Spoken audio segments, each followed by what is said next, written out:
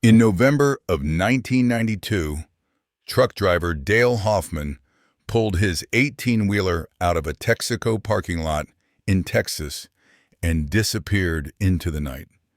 He was a family man, a devoted father, and a reliable worker. But from that night forward, no one ever saw him again. For 20 years, his wife and daughter lived under the shadow of his absence, told by police, neighbors, and even insurance investigators that Dale had simply walked away from his life. Some whispered he had another woman. Others said he couldn't handle the pressure. His daughter Emma grew up believing her father had abandoned her. Then, in 2012, the dark waters of a long-forgotten quarry gave up their secret. Workers draining the site for industrial expansion uncovered a perfectly preserved Peterbilt truck sitting 30 feet below the surface. And inside, strapped behind the wheel, was Dale Hoffman himself. What investigators would discover next turned a story of abandonment into one of cold-blooded murder, betrayal, and secrets buried for decades. Stay with me as we dive into this chilling case. And before we begin, don't forget to like this video, subscribe for more haunting mysteries, and hit the notification bell so you never miss another story. It was November 8th, 1992. Dale Hoffman, just 38 years old, was behind the wheel of his 1987 Peterbilt, hauling a shipment of machine parts bound for Dallas. By all accounts, it was nothing unusual. He had run that route dozens of times before. His friends described him as reliable, the kind of man who stuck to routines and rarely veered from schedule. At around 11:30 p.m., Dale pulled into a Texaco gas station off Route 287. There, he grabbed a quick bite before heading back on the road. The receipt from that night would later become one of the most haunting clues in the entire case. 2 cups of coffee, 2 sandwiches, purchased at exactly 11:47 p.m. Dale was known for being a man of habit. He never bought 2 of anything. He didn't drink much coffee, and he always packed his own food. That receipt suggested one chilling thing. He wasn't alone. By midnight, Dale was back on the road. But when the sun rose the next morning, his truck was nowhere to be found. He never made it to Dallas. He never made it home. Panic set in almost immediately. Dale wasn't the kind of man to vanish without a word. His wife, Linda, called his company, and then the police. Troopers scoured highways, checked rest stops, and interviewed other truckers along the route. Days stretched into weeks, but there were no skid marks, no broken guardrails, no debris, no sign of an accident at all. After 8 long months, the case went cold. With no evidence to prove otherwise, Dale's disappearance was ruled as voluntary. The insurance company paid out $700,000 to his wife, who used it to keep the house and raise their daughter Emma. Friends and neighbors whispered theories. Some claimed Dale had been seeing another woman. Others said he must have run away from his responsibilities. Emma, just 8 years old, carried the heavy weight of believing her father had abandoned her. Years turned into decades. Linda remarried, trying to rebuild her life. Emma grew up rehearsing her story until it felt like fact. "My father left when I was a kid." She learned to say it without flinching, without showing the pain. But deep down, the unanswered questions gnawed at her. Why would a man so devoted to his family suddenly disappear without leaving a trace? For 20 years, there were no answers. Then, in October of 2012, everything changed. Garrison Quarry, abandoned since the 1970s, was being drained for a new industrial expansion. As water levels dropped, construction workers spotted something metallic glinting from the depths. At first, they thought it might be old machinery, but as divers descended into the murky water, they found something far more shocking. Dale's 1987 Peterbilt tractor trailer, nearly intact, sitting 30 feet down. Inside the cab, still strapped into the driver's seat, was Dale Hoffman. Investigators were stunned. How could a massive truck vanish off the face of the earth and end up here, unseen for decades? At first glance, it looked like a tragic accident. Perhaps Dale had mistaken the road in the dark and driven into the quarry. But the medical examiner made a discovery that changed everything. Hidden beneath 2 decades of silt and time was a small caliber bullet hole at the back of Dale's skull. This was no accident. Dale Hoffman had been murdered. And then came the receipt, still tucked into the pocket of his jacket, laminated by the cold, airless water. 2 coffees, 2 sandwiches. Proof that on the night he disappeared, Dale wasn't alone. The quarry had finally given up its secret. And with it, a family's 2 decades of grief would unravel into a shocking tale of betrayal, greed, and murder. The discovery of Dale Hoffman's truck was only the beginning.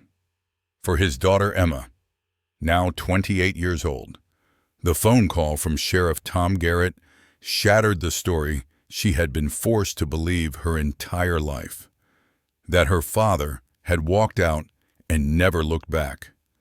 When Emma and her mother Linda arrived at the county morgue, they were braced for the worst.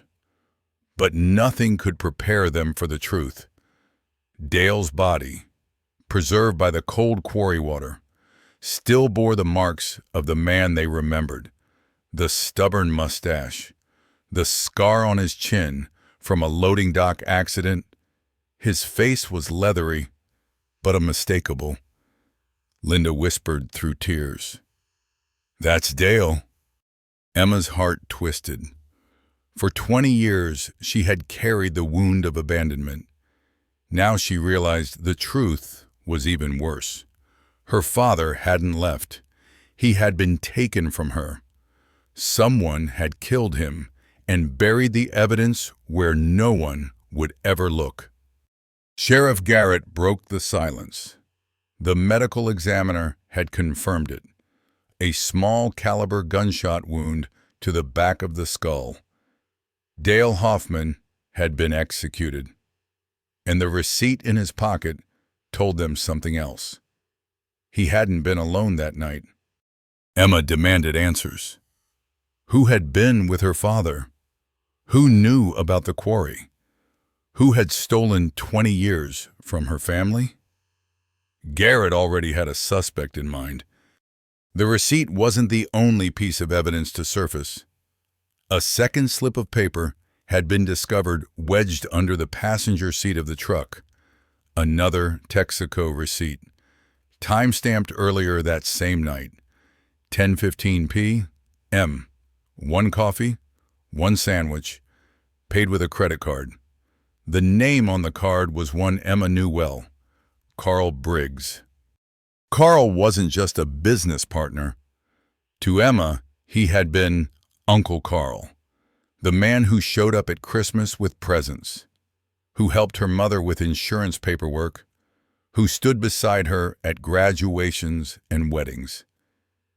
He had been a steady presence, stepping in where Dale had vanished.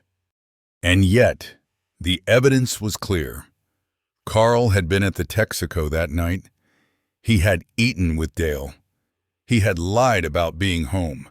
For 20 years, he had carried the truth while watching Emma grow up without her father. Emma's mind raced. Memories of Carl flooded back. The way he always said, "Your dad would be proud of you." The way he sold the trucking company just 5 years after Dale's disappearance and retired comfortably at Lake Buchanan. The way he had guided her mother through the insurance payout. Blood money, all of it. Emma couldn't breathe. The man she had trusted like family was now at the center of her father's murder. Sheriff Garrett promised her the case would be reopened. Dale's death was no longer a mystery. It was a homicide investigation, and Carl Briggs was suddenly no longer a friendly uncle. He was the prime suspect. Emma wasn't satisfied with waiting. She needed to see for herself. Garrett took her to the impound lot where Dale's truck sat, still dripping with water and algae. The Peterbilt looked like a relic, its chrome tarnished, its bumper dented in the same place Emma had once struck it with her bicycle. When Garrett opened the cab, a wave of damp, stale air poured out. Emma stepped inside. On the dashboard, protected by a plastic sleeve, was a photo, her school portrait from when she was 8 years old, missing her front teeth, grinning at the camera. Her father had kept it there, taped where he could see it every day on his runs, even in his last moments, submerged in darkness.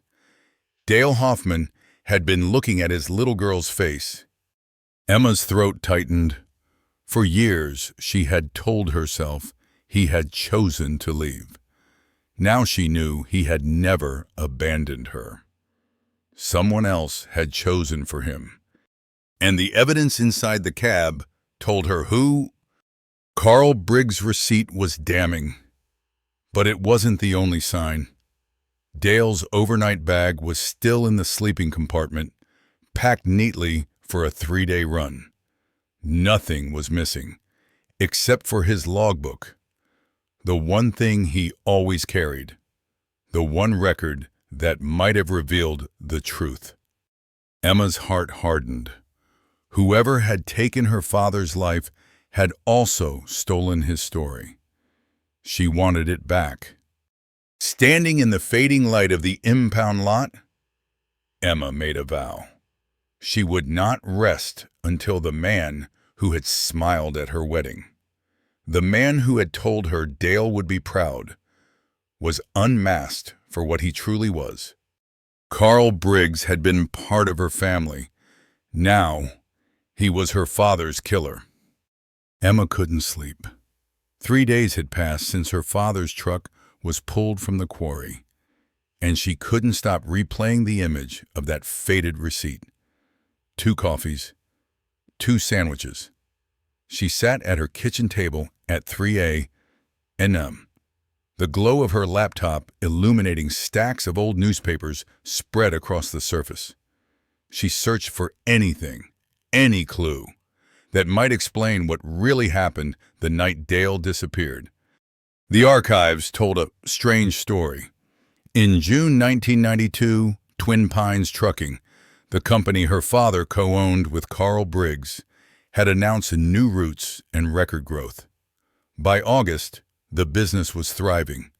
But after November, the month her father vanished, there was nothing. No public announcements, no expansions.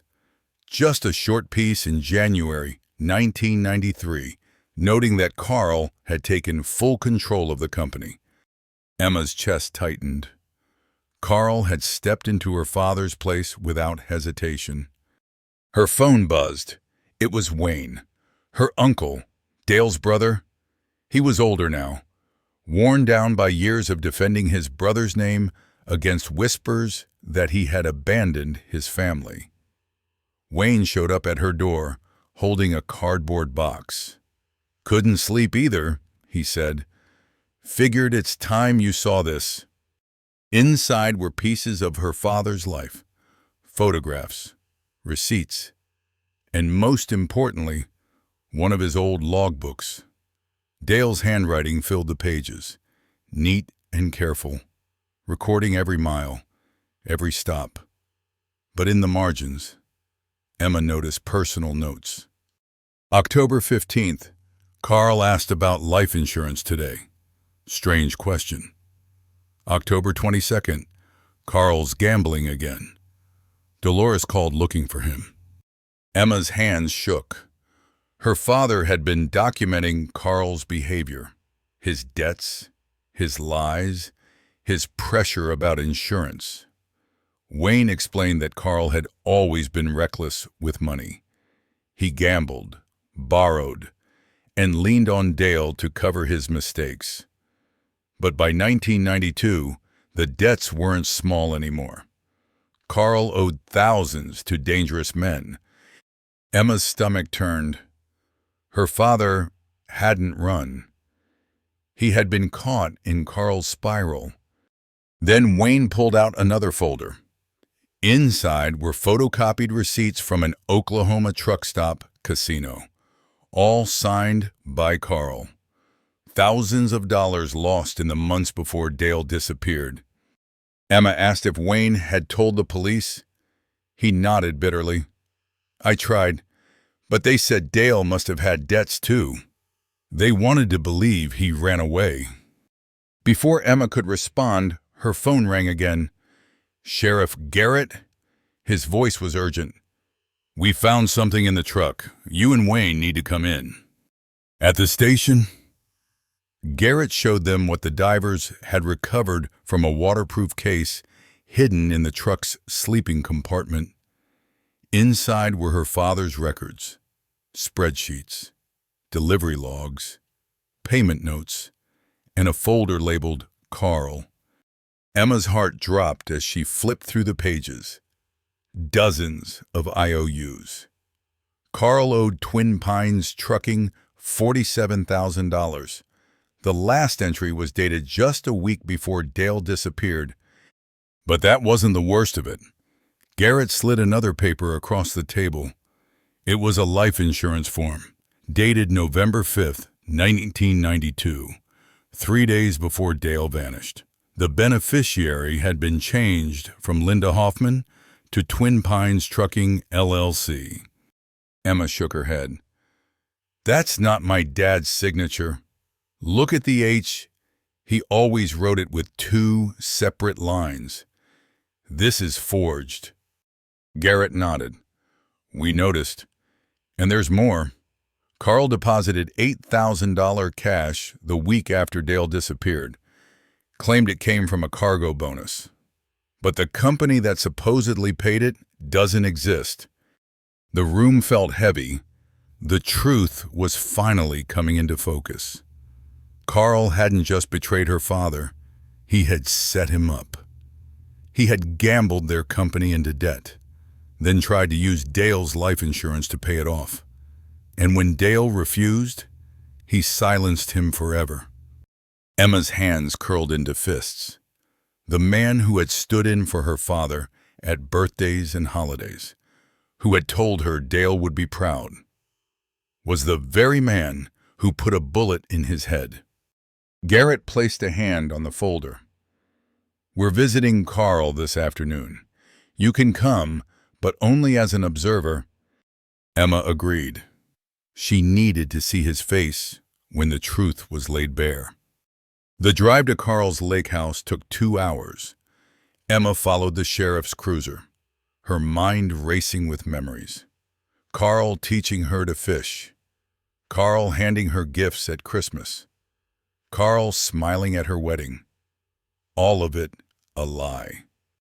When they arrived, Carl greeted them at the door with the same easy charm he'd carried for decades. But as Garrett explained why they were there, Carl's smile faltered. He stiffened, his eyes darting toward the lake behind the house. For a moment, Emma thought he might run. But instead, he stepped back and invited them in. Emma watched from this car, her heart pounding. Minutes stretched into an eternity. Then, the door opened. Deputies led Carl Briggs out in handcuffs. From 50 yards away, Carl's eyes found Emma, and he smiled. The same smile he'd worn at her graduation, the same smile at her wedding. Her blood ran cold. Emma's knees felt weak as she watched Carl being led away in handcuffs. The man who had filled the role of a surrogate father for 20 years was now unmasked as the prime suspect in her father's murder. But even as the sheriff's car disappeared down the road, Emma knew this wasn't over. There were still pieces missing, questions unanswered. 3 nights later, she sat alone in her kitchen when Wayne arrived again, carrying another cardboard box. His face was grim. "I kept more of Dale's things. I think it's time you saw all of it." Inside the box was another logbook. Not Dale's last one that had vanished, but an earlier one from October 1992. The entries were chilling. October 29th, Carl short on fuel money again. Covered it myself. November 1st, Carl behind on debts. Dolores called twice, crying. November 5th, Carl asking strange questions about insurance again. Emma flipped through, her hands trembling. Her father had known something was wrong. He had been trying to protect Carl, covering for him, maybe even hoping he could be saved. But the final entries suggested he suspected Carl's desperation had crossed into something darker. Wayne then pulled out something even more disturbing, a folder filled with receipts and casino records. These were from a buddy of mine who worked in Oklahoma. Carl owed money to men you didn't cross, the kind who didn't just break bones, the kind who made people disappear. Emma's stomach turned. The debts weren't just large, they were dangerous. And if Carl couldn't pay, those men might have turned their attention to his family, Dolores, his children, maybe even Emma's family. Her phone rang, snapping her from her thoughts. Sheriff Garrett's voice was taut. "We've found something else. You need to come in, both of you." At the station, Garrett placed a small waterproof case on the table. "We pulled this from the cab of Dale's truck, still sealed after all these years." Inside were files, receipts, and one item that made Emma's breath catch, a cassette tape labeled November 8th, 1992, DH. Emma's chest tightened. "That's my dad's handwriting." The evidence technician set up an old player. With a click, the tape whirred to life. And then, after 20 long years, Dale's voice filled the room. 300 hours. November 8th, loading dock was a mess tonight. Carl showed up drunk again. Had to cover his run. The recording cut briefly, then resumed. Back on 287. Carl followed me to the Texaco. Says he needs to talk about the business. More money. Always more money. The tape carried the sound of the truck engine, gears shifting, turn signals clicking. Then, Carl's slurred voice broke through. "Just drive, Dale. Drive and listen." Emma gripped the table. Her father's voice came steady but weary. "You're drunk. I'm not doing this tonight. Carl, I'm desperate. Dale, do you know what Tony Castellano does to people who owe him? 47 grand. That's my problem. But it'll become yours too. He'll take the company. He'll come after both of us." There was rustling. Then Dale's voice, sharper now. "What's that? Insurance papers? Carl, I'm not signing this. Pull yourself together." Carl's reply was chillingly clear. "You don't sign. I'm dead. And if I'm dead, they'll come after Dolores. After Emma, after everyone.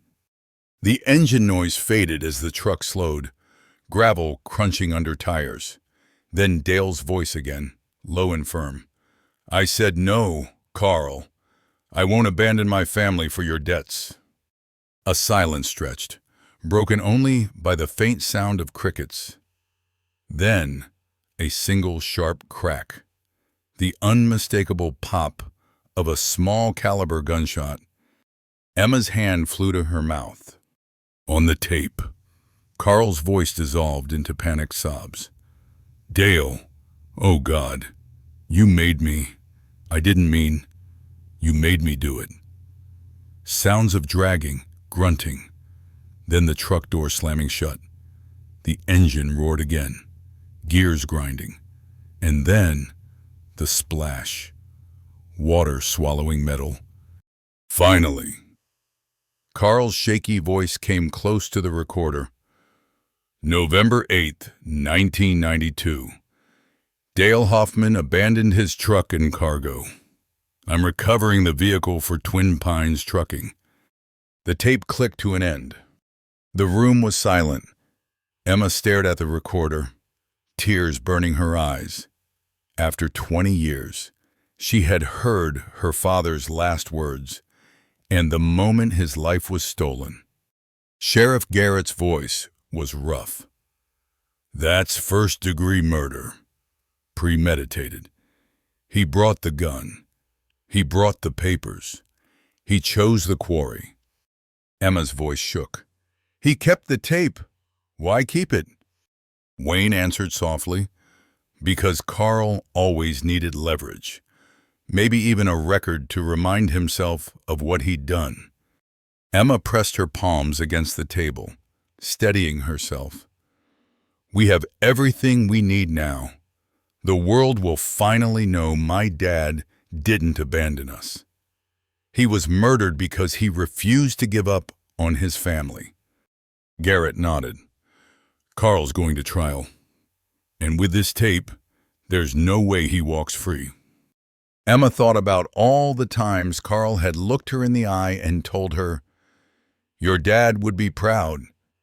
Now she knew the truth. Her father had been proud enough to die rather than betray his family. Carl Briggs sat stone-faced in the courtroom, the weight of 2 decades pressing down on him. The trial had drawn crowds from across Texas. Reporters filled every bench. Cameras waited outside, and whispers spread through the small town where Dale Hoffman had once been just another truck driver, a quiet family man. Emma sat in the front row beside her mother and Uncle Wayne. Her hands trembled, but her eyes never left Carl. This was the man who had laughed with her as a child, who had carried her on his shoulders, who had stood in for her father on birthdays and holidays. And now, she was staring at him as a murderer. The prosecution opened with the tape, the haunting recording of Dale's last drive.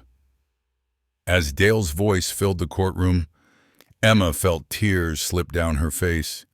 She clutched her mother's hand as Carl's drunken voice played, begging, threatening, and finally pulling the trigger. Gas rippled through the gallery when the shot rang out, and Carl's sobbing confession followed. The jury sat frozen, their faces pale. It was one thing to read about a crime. It was another to hear it unfold in real time. Next came the evidence, the receipts, the forged insurance papers, the IOUs, and the gambling debts. Piece by piece, the prosecution laid out the story of desperation and greed. Carl had gambled away his life, and when his debts caught up with him, he tried to turn Dale's life into currency. When Dale refused, Carl silenced him and buried the crime in the cold waters of the quarry. The defense tried to paint Carl as a man under pressure, a desperate father fearing for his family. They argued it was manslaughter, a crime of panic. But the tape told another story. Carl had brought the papers, the gun, and a plan. Dale had been firm, resolute, unwilling to betray his family, and Carl had executed him for it. Emma testified too. She told the jury about growing up believing her father had abandoned her, about the nights she lay awake wondering why she wasn't enough to make him stay, and about the phone call in 2012 that changed everything. Her voice cracked as she said, "For 20 years, I hated my father for leaving us. Now I know he never left. He was stolen from me." When the jury filed back into the room after hours of deliberation, Emma held her breath. The foreman's voice rang out, "Guilty of first-degree murder." Carl showed no emotion. He simply stared at the floor as the judge sentenced him to life in prison without the possibility of parole. For a man who had lived the last 20 years free, smiling at Christmas dinners and family milestones, it was the end of the lie he had carefully built. Outside the courthouse, reporters swarmed Emma. But her words were simple. "My father never abandoned us. He died protecting us. And now the world knows it." That night, Emma visited the quarry one last time. The water had returned, dark and silent, but she stood at the edge, looking into its depths. She thought of her father's final drive, of the photo he had taped to his dashboard, of the life he had fought to keep. She whispered into the night, "I know the truth now. Dad, I know you never left me, and I'll never let anyone forget your story." For 20 years, Dale Hoffman's name had been stained by whispers of abandonment. But the truth had finally surfaced. He was not a man who ran. He was a man who stood firm, who refused to sign away his family, who faced betrayal and death rather than break his word. Justice had come late, but it had come. And for Emma, that truth was enough to finally silence the questions that had haunted her since childhood. Her father had not vanished. He had been murdered. And at last, the world knew the chilling truth. If this story gripped you, don't forget to like this video, subscribe to the channel, and hit the bell icon so you never miss another true story of mystery, betrayal, and justice uncovered.